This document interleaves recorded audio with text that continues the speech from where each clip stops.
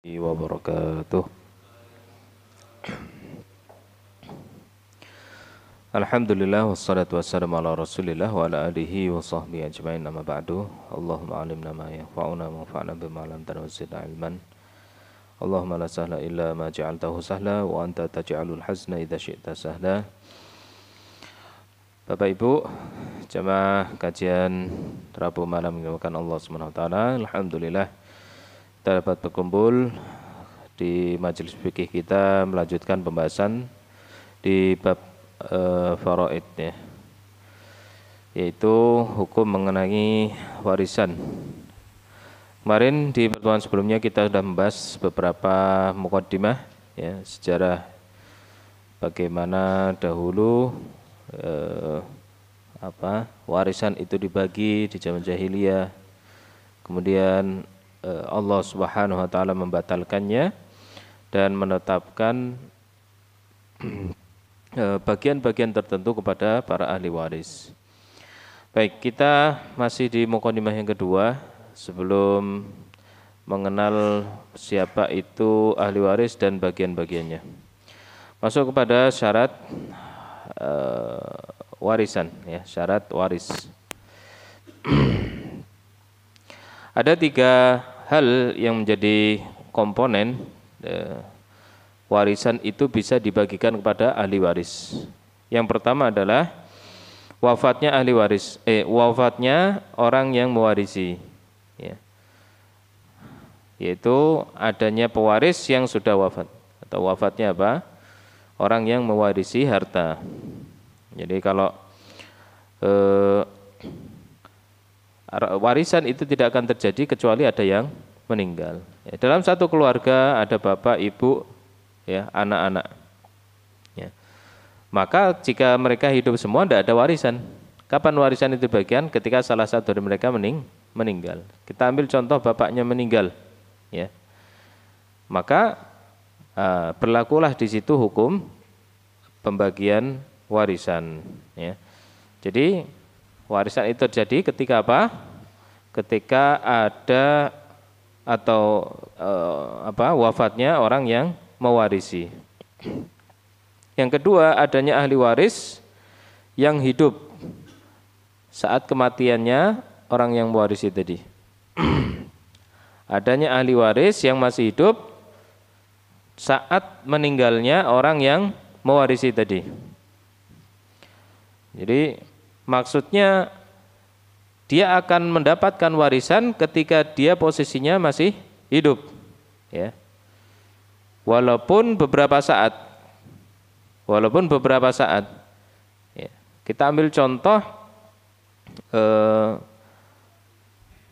seorang suami istri memiliki 3 orang anak. Ya.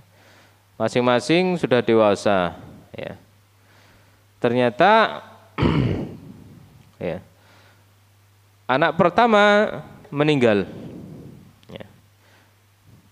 Dia mewarisi keluarganya dan di keluarga ini. Anak kedua meninggal.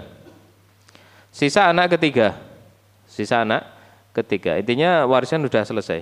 Nah, kemudian setahun kemudian ayahnya meninggal. Si bapak meninggal. Nah, bapak meninggal ini, ya, dia akan mewariskan hartanya kepada, kita ambil contoh yang simpel saja, ya. Yang ada di situ lingkup yang paling dekat adalah istri dan anak ketiga tadi, ya, anak ketiga. Maka yang mendapatkan adalah istri dan anak ketiga. Dan atau nanti cucu dari, misalkan kalau ada cucu dari anak pertama dan kedua dari jalur laki-laki, misalkan ada. Tapi contoh katakanlah tidak ada, ya. Maka yang mewarisi adalah apa? Anak ketiga dan istrinya. Anak pertama mewarisi atau tidak? Tidak. Kenapa? Tidak ada, sudah meninggal. Anak kedua mewarisi atau tidak? Tidak. Dia sudah meninggal, ya. Maka jangan nanti kemudian apa? Istrinya, ya, minta kepada mertuanya yang sudah meninggal, ya. Oh, bapakku mertua itu meninggal, ya. Saya minta bagian dari warisan. Tidak bisa. suami jenengan sudah meninggal. Ya. Misalkan anak pertama yang meninggal tadi punya istri, ya, belum menikah lagi, ya. Atau mungkin punya anak perempuan, ya. Anak perempuan berarti cucunya dapat, ya. Atau anak laki-laki berarti cucu laki-laki dapat dari jalur laki-laki, ya. Tapi si istri ini atau menantu ini tidak berhak mendapatkan warisan. Kenapa? Ya, karena dia bukan ahli waris. Yang seandainya berhak mendapatkan itu anaknya, tapi anaknya sudah meninggal, berarti tidak dapat apa? Warisan. Ya. Kalau punya anak masih hidup, ya dapat. Karena posisinya cucu kandung, ya. Cucu kandung. Kecuali sebentar. Kecuali tadi ada anaknya, ada anak ya anak ketiga itu laki-laki, maka cucu ini tertutup, maka cucu ini terhalang oleh adanya anak kandung, ya, cucunya terhalang oleh anak kandung. Maka yang perlu dipahami adalah kalau dia bukan ahli waris, dia tidak berhak menuntut warisan. Kenapa? Posisinya tadi katakanlah contoh tadi suaminya sudah meninggal duluan, ya. Maka tidak berhak mendapatkan warisan dari mertuanya tadi. Ya. Jadi syarat kedua adalah apa? Adanya ahli waris yang masih hidup saat meninggalnya orang yang mewarisi. Yang ketiga, adanya hak yang harus dihitung. Adanya hak yang harus dihitung.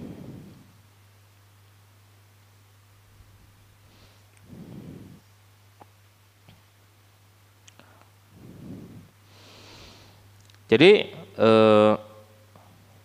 sebelum mewariskan, ya, atau sebelum harta itu diwariskan, ya, maka harus dikeluarkan bagian-bagian yang wajib dikeluarkan, ya.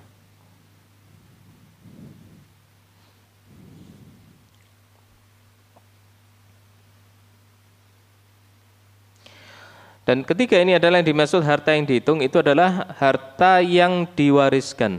Ya, adapun harta yang tidak diwariskan, maka apa yang dibagi sebelum beliau ini wafat. Kita ambil contoh adalah hibah. Ya, hibah itu dibagi ketika orang yang akan mewarisi tadi itu belum meninggal. Maka apa yang sudah dikeluarkan, nah itu bagian hartanya, tapi sudah dikeluarkan sebelum meninggal. Maka apa? Itu tidak dihitung sebagai warisan. Tidak dihitung sebagai apa? Harta warisan. Ataupun wasiat, ya. Ataupun wasiat, maka tidak dihitung sebagai harta warisan. Itu haknya orang lain, ya. Hanya saja nanti ada ketentuan-ketentuan yang harus dipahami, ya. Dan ini dilandaskan pada beberapa dalil. Di antaranya adalah ayat-ayat tentang warisan, ya, di surat An-Nisa ayat 11 ayat 12, ya, wali abawaihi likulli wahidin minhumas sudusu mimma taraka in kana lahu walad. Dan untuk kedua orang tuanya masing-masing dari mereka berdua mendapatkan 1/6 dari apa yang ditinggalkan kalau mereka memiliki anak, ya. Kalau orang yang meninggal ini punya anak, berarti bapak, ibu dapat 1/6, ya. Dan anaknya dapat apa? Dapat asobah. Fa'in lam yakun lahu walad wa warithahu abawahu fali ummih thuluth. Kalau tidak punya anak, ya, kemudian ada bapak dan ibu, maka ibunya dapat 1/3, bapaknya dapat asobah. Fa'in kana lahu ikhwatun fali ummih sudus. Tapi kalau ada saudara, baik perempuan maupun laki-laki atau keduanya, maka apa? Ibunya dapat 1/3, bapaknya dapat asobah, ya. Bapaknya asobah. Asobah itu sisa. Asobah itu apa? Harta sisa dari ashabul furud. Jadi ashabul furud itu nanti orang-orang yang haknya itu ada ketentuannya, seperti misalkan setengah, seperempat, sepertiga, 2/3, ya, 1/6, 1/8 dan seterusnya. Itu namanya bagian yang telah ditetapkan. Asobah itu tidak masuk dari pembagian angka-angka ini. Jadi sisa, nanti ashabul furud yang berhak mendapatkan warisan dari ahli waris itu, misalkan ada yang dapat ini, dapat itu. Nah, sisanya gimana? Sisanya diberikan kepada orang yang posisinya sebagai asobah. Ya. Asobah itu fleksibel. Terkadang bisa dapat banyak, bisa dapat apa? Sedikit. Namanya sisa. Kalau ashabul furudnya, orang yang mendapatkan jatah warisannya itu banyak, nah sisanya sedikit berarti. Tapi kalau yang dapat jatah warisannya itu sedikit, nah asobah bisa dapat banyak. Jadi fleksibel. Ya. Tapi seringnya dapatnya banyak. Ya. Seringnya dapatnya banyak. Walakum nisfu ma taraka azwajukum illam yakul lahunna walad. Dan kalian mendapatkan setengah dari yang ditinggalkan istri-istri kalian, illam yakul lahunna walad, kalau istri kalian tidak punya anak. Ya. Fa in kana lahunna walad falakumur rubu' mimma tarakna. Kalau punya anak, maka kalian dapat 1/4 dan seterusnya. Jadi ayat tentang warisan itu setelah Allah tetapkan, ya.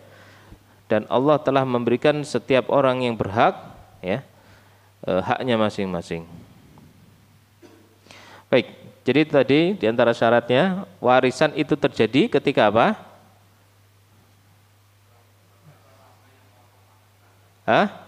Adanya atau wafatnya orang yang mewarisi atau pewaris, adanya pewaris, ya, yang telah wafat. Kemudian apa? Adanya ahli waris yang masih hidup ketika pewaris tersebut meninggal.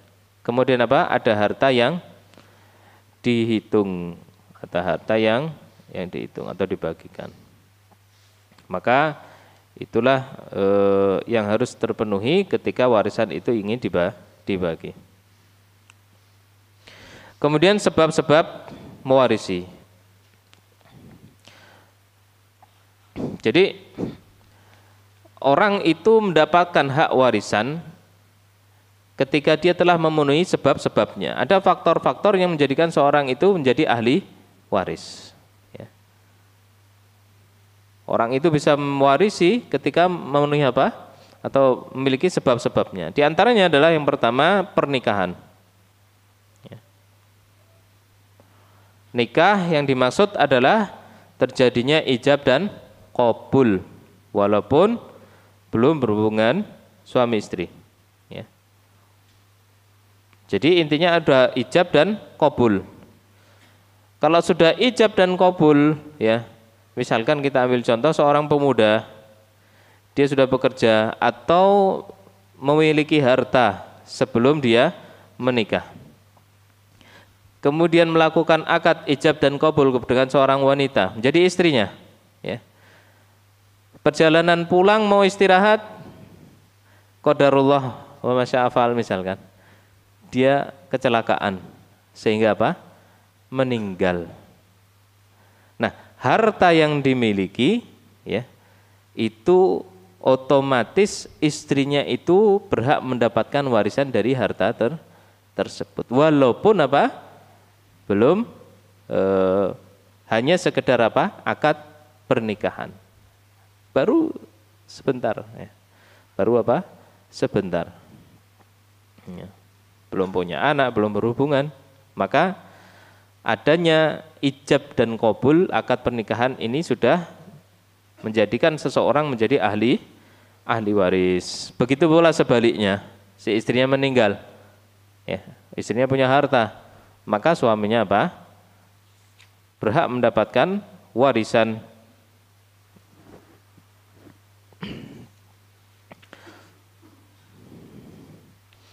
Kemudian, nah itu nanti pembagiannya di antara setengah, 1/4, atau 1/4, 1/8.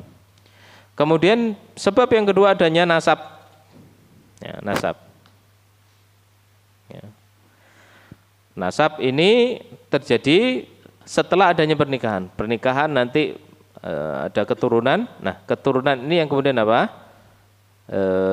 Adanya nisbah, adanya nasab kepada orang tuanya, ya.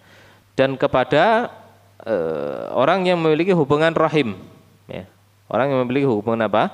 Rahim. Gak hanya kepada orang tuanya saja, karena orang tua itu nanti punya saudara. Artinya anak itu dilahirkan, dia punya ayah ibu. Tapi juga punya apa? Punya Pak D, punya embah, ya kan? Punya ponak, sepupu, punya macam-macam, ya. Maka itu yang disebut dengan apa? Nasab, ya. Sepersusuan tidak ada nanti. Sepersusuan ada.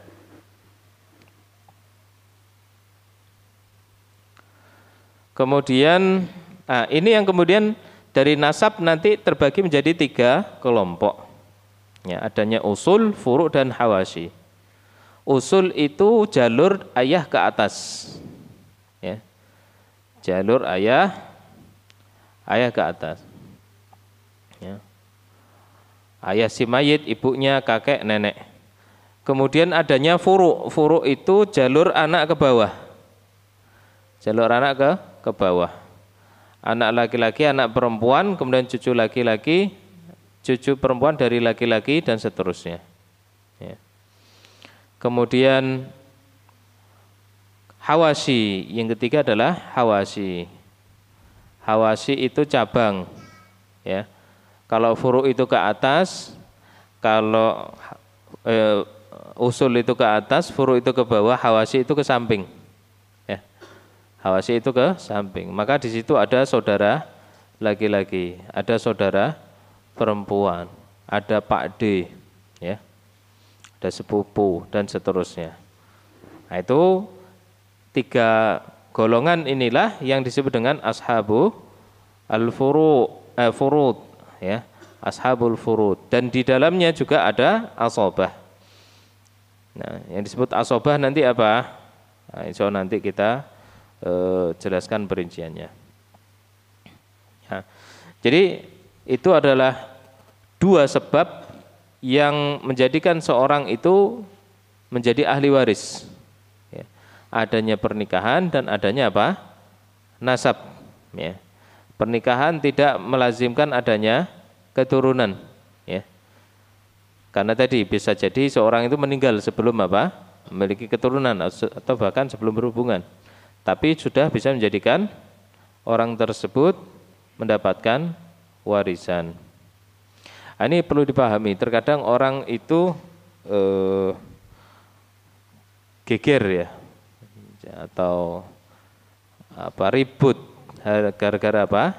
Masalah harta. Maka kalau tidak paham hukum waris yang seperti ini, nah itu akan menjadikan apa? Keributan yang tidak tidak seharusnya terjadi, ya. Karena kita kembalikan kepada syariat agama ini, maka harus legowo, ya. Durung dia bapak kewes untuk duit misalnya, engko yo nikahe karo wong liyane gitu, ya sudah, ya, nggak ada masalah karena pernikahan sendiri itu sudah ijab kabul, ya. Tidak ada orang yang mengharapkan pasangannya belum apa-apa itu meninggal, siapa yang mau gitu kan, ya. Tapi konsekuensinya adalah diantaranya adalah dia mendapatkan hak waris. Baik, tadi sebab mendapatkan waris. Kemudian selanjutnya adalah penghalang warisan, kebalikannya. Ada hal-hal yang menghalangi seseorang mendapatkan warisan walaupun memenuhi sebab terjadinya warisan, ya. Yang pertama adalah penghalang waris, ya, yaitu pembunuhan, al-qatl. Seorang anak, ya, naudzubillah min dzalik, diambil contoh. Seorang anak, ya, kemudian apa? Dia punya orang tua yang memiliki harta. Kemudian dia terlilit hutang atau memiliki sebuah masalah. Berharap jalan keluar dengan cara yang singkat, ya. Kemudian apa? dia merekayasa sebuah kejadian, ya, sehingga apa? Ingin mendapatkan warisan dari orang tuanya secara instan, maka dilakukan apa? Pembunuhan. Ya, dilakukan apa? Pembunuhan. Kalau sudah dibunuh, meninggal, dia berharap apa? Kalau sudah meninggalkan saya dapat warisan. Nah, ketika hal tersebut diketahui, misalkan, ya, bahwa yang melakukan pembunuhan adalah anaknya sendiri, maka otomatis haknya itu dibatalkan. Jadi seperti namanya dicoret dari kakak ahli waris, ya. Ya, nanti. Yang disepakati para ulama adalah apa? Al-qatlu al-amdi, ya, al-qatlu al-amdi, yaitu pembunuhan dengan apa? Sengaja.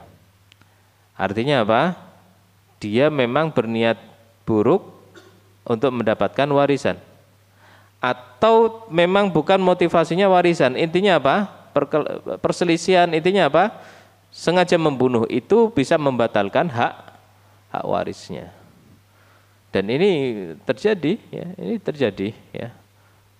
Terkadang, ya, dia dengan sengaja kemudian merampas dan mendaku bahwa ini warisannya, ya.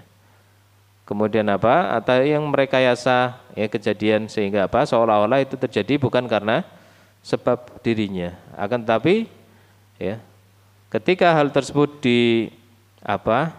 diketahui bahwa dialah yang membunuh orang tuanya, maka dia terharamkan dari mendapatkan hak warisan. Nabi SAW mengatakan, ya, al-qatilu la yarith. Orang yang membunuh tidak mendapatkan warisan. Orang yang membunuh tidak mendapatkan apa? Warisan. Kemudian di hadis yang lain Nabi SAW mengatakan, laisa lil qatili syai'. Orang yang membunuh tidak mendapatkan apapun, ya. Laisa lil qatilin mirath.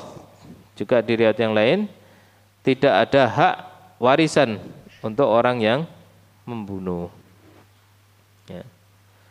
Itu yang disepakati para ulama adalah apa? Adalah membunuh dengan sengaja. Jadi membunuh ini nanti dalam fikih ada 3 jenis. Membunuh dengan sengaja, al-qatlul amdi, kemudian al-qatlul khata', membunuh dengan tidak sengaja, dan syibhul amdi, setengah sengaja. Setengah apa? Sengaja. Ya. Kalau sengaja dan setengah sengaja, ya, bisa dikatakan para ulama sepakat, ya, yang paling diijma itu adalah yang sengaja, ya. Dan dirojihkan termasuk yang setengah sengaja itu tidak mendapatkan warisan. Adapun yang tidak sengaja, ulama berbeda pendapat. Yang tidak sengaja, ada orang membunuh tidak sengaja? Ada. Contohnya? Hah? Kecelakaan. Iya. Dia ngantuk nabrak orang. Delalah apa? Meninggal. Intinya apa? Intinya dia tidak bermaksud membunuh dan bukan termasuk apa? Lalai. Intinya apa? Tidak sengaja intinya. Ya. Ya, qadarullah, ya. Intinya nanti di mahkamah, ya, dijelaskan. Tapi gambarannya seperti itu. Terkadang orang itu tidak sengaja. Ya. Delalah yang ditabrak itu orang tuanya misalkan. Ya. Ya, bisa jadi. Ya, bisa jadi. Ya, maka yang tidak sengaja ini dipersilahkan para ulama. Jumhur ulama mengatakan tetap tidak mewarisi. Jumhur ulama. Kenapa dalilnya ini? Orang yang membunuh tidak mewarisi. Mau sengaja, mau tidak sengaja, tidak mewarisi. Ya. Karena terkadang bisa jadi orang yang tidak membunuh sengaja itu ternyata tadi itu sebuah modus. Ya, wallahu alam. Tapi intinya apa? Jumhur ulama mengatakan tidak mewarisi. Ya, maka ketika dia membunuh, otomatis haknya itu hilang, batal. Sebagian ulama mengatakan yang tidak sengaja ini tidak masuk dari dalil ini. Ya, karena yang dimaksud dalam dalil adalah orang yang membunuh secara sengaja. Ini pendapatnya Imam Malik. Beliau mengatakan orang yang membunuh tidak sengaja itu tetap mendapatkan warisan, tapi dia harus membayarkan diat dan kafaratnya. Ya. Diat membayarkan apa? Kafaratnya, yaitu diat. Ala kulli hal, saya lebih condong kepada sebetulnya Imam Malik ya, tapi perlu dipertimbangkan lagi karena terkadang masalah seperti ini tidak masalah yang pelik ya, tidak bisa dipukul secara rata ya, harus dirinci. Baik, jadi sebab yang menghalangi seorang mendapatkan warisan yang pertama apa? Pembunuhan ya. Maka tidak boleh ya. Saya mengatakan dalam kaidah fikih apa? Man istajala syai'an qabla awanihi uqiba bihirmanihi. Barang siapa yang terburu-buru untuk mendapatkan sesuatu ya, sebelum waktunya, maka dia dihukum dengan tidak mendapatkan sesuatu tersebut.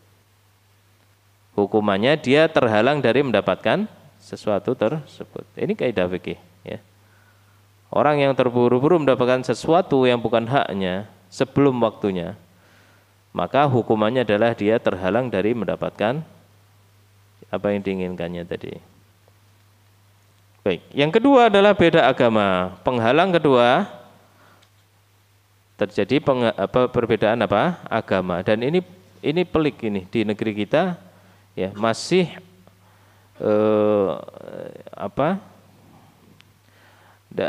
banyak kasus ya, orang itu mewarisi dari orang tuanya yang non muslim atau sebaliknya, anak yang non muslim mewarisi dari orang tuanya yang muslim ya.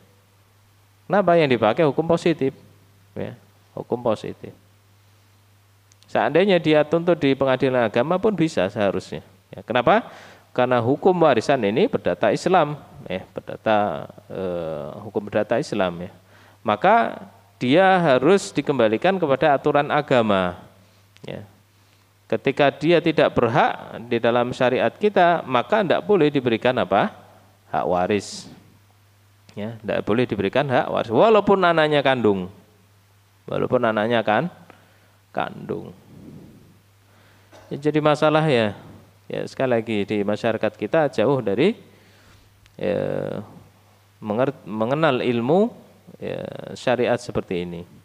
Maka harus dipahamkan ya, harus dipahamkan. Dan terkadang orang yang muslim juga jangan apa?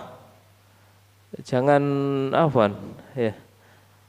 Mata duitan. Ya, seandainya itu diberikan dari orang tuanya ketika dia masih hidup tidak ada masalah ya. Orang tuanya belum masuk Islam, dia masuk Islam ya.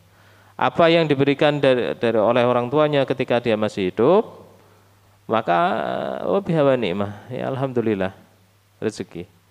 Tapi kalau sudah meninggal belum masuk Islam ya, dia tidak berhak mendapatkan harta warisannya. Maka jangan banyak berharap ya.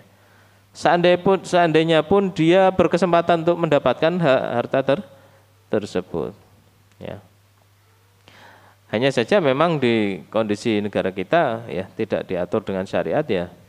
Wallahu alam larinya kemana ya? Wallahu alam larinya kemana? Jadi perbedaan agama ini menghalangi seorang mendapatkan apa? Harta warisan. Dari Usamah bin Zaid radhiyallahu anhu bahwasanya Nabi sallallahu alaihi wasallam berkata, la yarithul muslimu al-kafira walal kafiru al-muslima. Seorang muslim tidak mewarisi harta dari orang kafir, Begitu pula sebaliknya, ya, orang kafir tidak mewarisi orang muslim. Ya. Baik. Kemudian masuk pembahasan selanjutnya tentang tarikah. Tarikah itu harta peninggalan.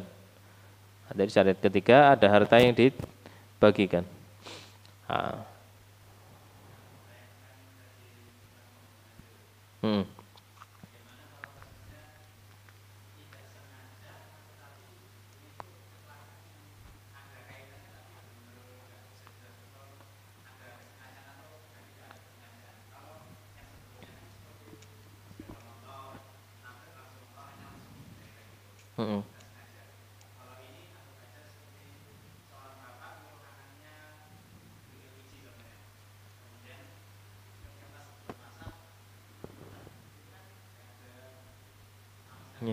Ya. Ya. Berarti bukan pembunuhan kan itu, kecelakaan. Pembunuhan itu yang ada unsur pelaku dan korban.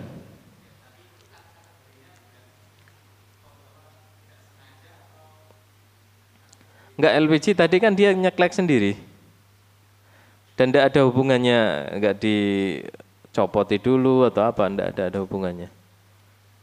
Jadi lebih kepada kecelakaan, ya, tidak ada unsur pelaku dan korban di situ.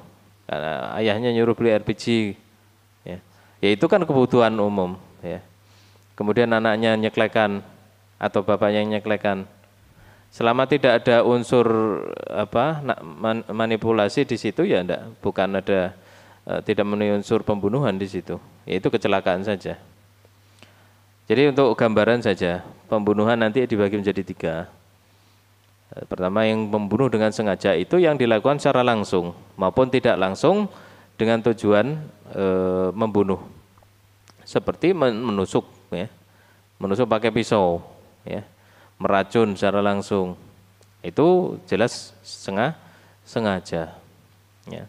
Kemudian yang tidak sengaja, dia ya motornya misalkan atau mobil tadi ya normal, ya mengendarai secara normal. Delalah ada orang kemudian nyabrang tidak hati-hati, dia tidak salah, tapi tidak hati-hatinya dia menyebabkan meninggal. Nah, dia membunuh juga. Kenapa? Dia mubashir, ya dia langsung ada pada kejadian tersebut. Ya, dia faktor utama dalam kejadian meninggalnya orang tersebut. Oh enggak. Kalau milih itu kan enggak sengaja. Maksudnya ya semua LPG seperti itu. Kecuali dia tahu iki sing paling elek kata rot paling rusak aku. Nah, itu ada unsur. Tapi kalau normal-normal saja enggak ada unsur itu. Ya. Jadi dia jalan, kemudian orang itu nyebrang tidak hati-hati, qadarullah meninggal. Nah, itu namanya membunuh, tapi tidak dengan sengaja.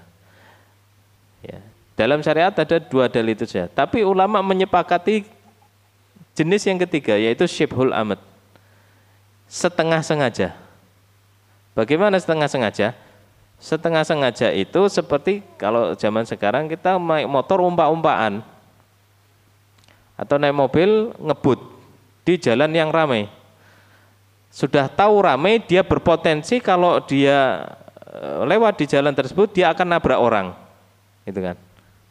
Bakalnya bisa nabrak orang, tapi dia tetap ngebut. Ya. Walaupun dia mengatakan saya tidak bermaksud menabrak orang, misalnya dia, lah perbuatanmu ngebut di tempat yang tidak semestinya itu namanya setengah sengaja. Nah, itu namanya setengah sengaja. Ini hukumnya nanti masuk ke yang sengaja. Ya. Jadi yang tadi diperselisihkan adalah yang tidak sengaja tadi. Itu pun jumhur ulama mengatakan tetap tidak mewarisi. Wallahu ta'ala alam. Gitu ya. Ya. Kecuali tadi terkadang orang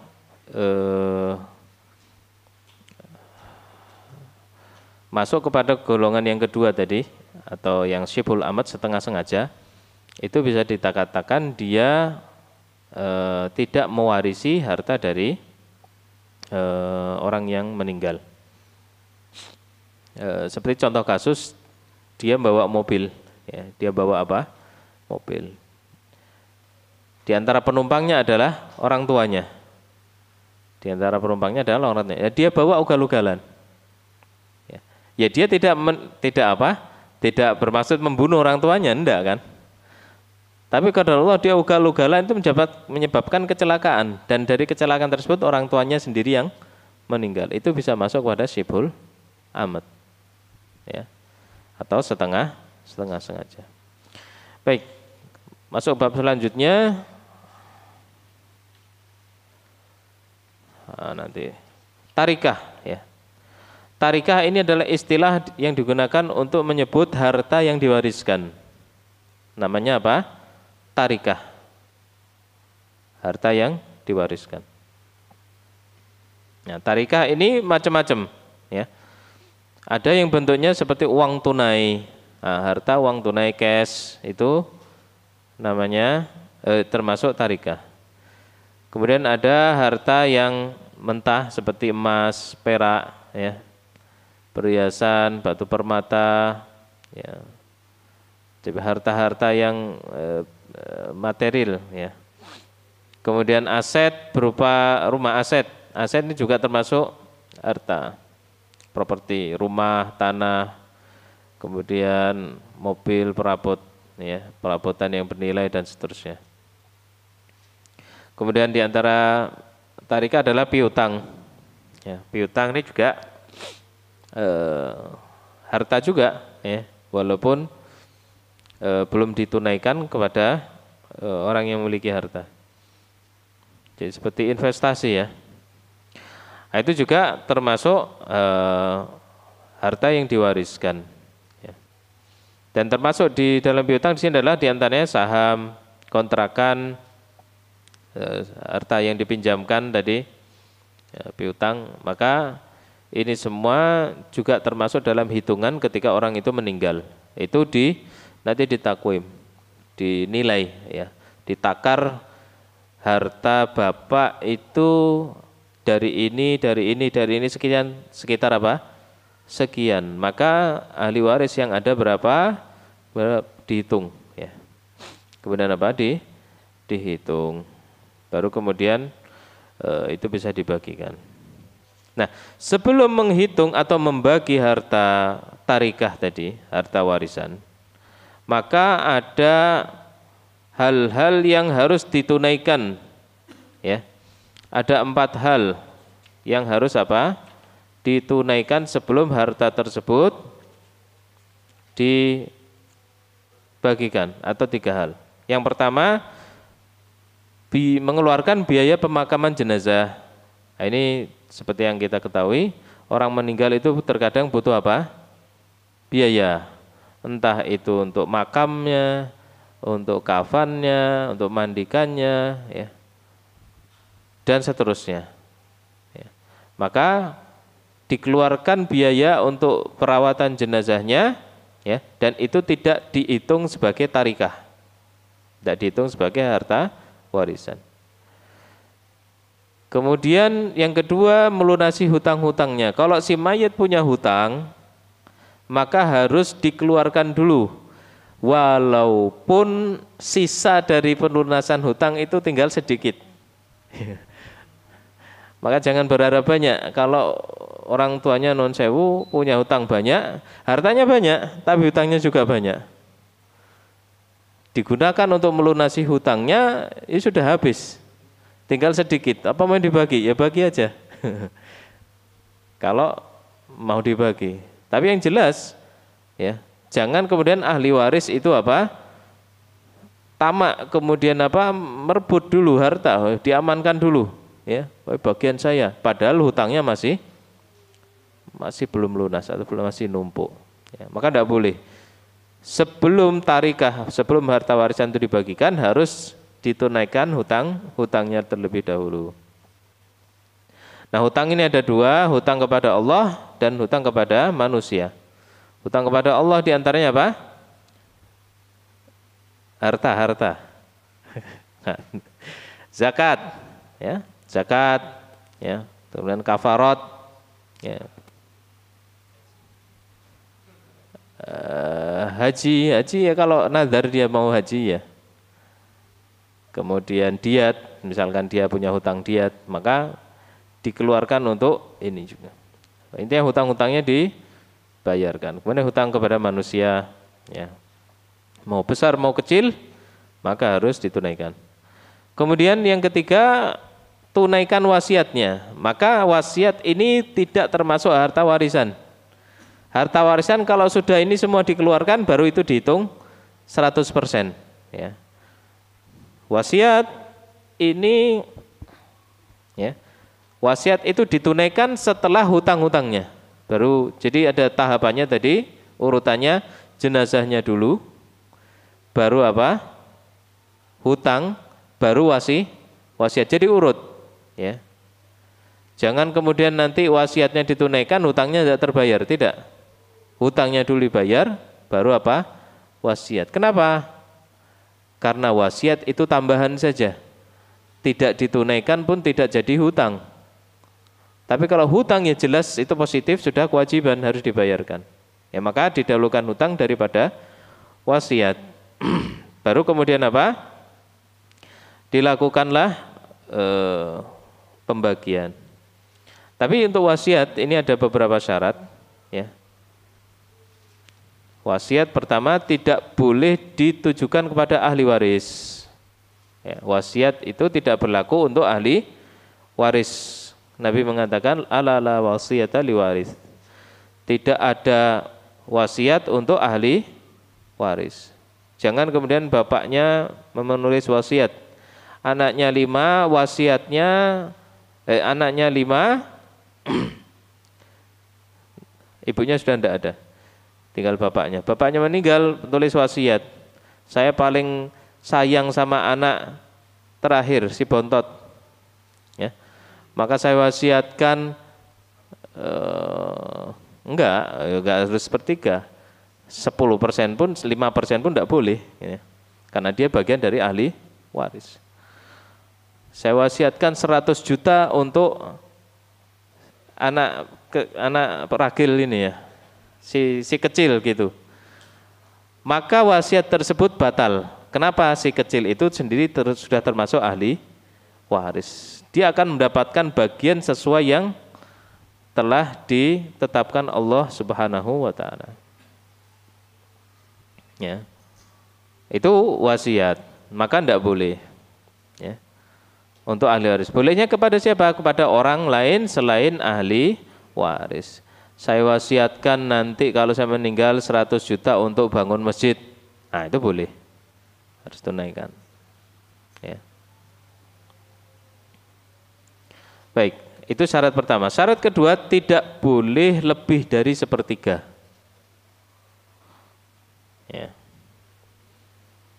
Tadi yang contoh kedua 100 juta saya wasiatkan untuk bangun masjid. Ya. Delalah hartanya 200 juta toh. Berarti 100 juta kan udah 50%. Maka enggak boleh. Enggak boleh. Udah setengah hartanya sendiri. Bagaimana kalau kasusnya demikian, yang dikeluarkan hanya sepertiga saja? Kalau lebih dari sepertiga, maksimal sepertiga keluarkan. Yang lebih dari itu tidak boleh ditunaikan. Ya. Yang lebih dari itu berarti 66%-nya kembali kepada hak ahli waris.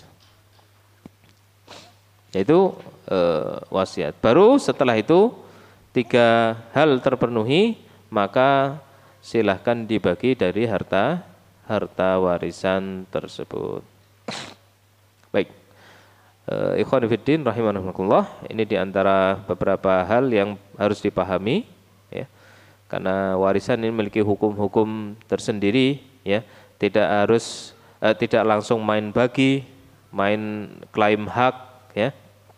Main rebutan jatah dan seterusnya. Harus dipahami sehingga apa? Meminimalisir terjadinya apa? Keributan di kalangan ahli waris. Wallahu taala alam. kita cukupkan sampai di sini dulu. Subhanakallahumma wa bihamdika asyhadu an la ilaha illa anta astaghfiruka wa atubu ilaik. Sallallahu Muhammad wa ala alihi wa sahbihi ajmain. Wassalamualaikum warahmatullahi wabarakatuh.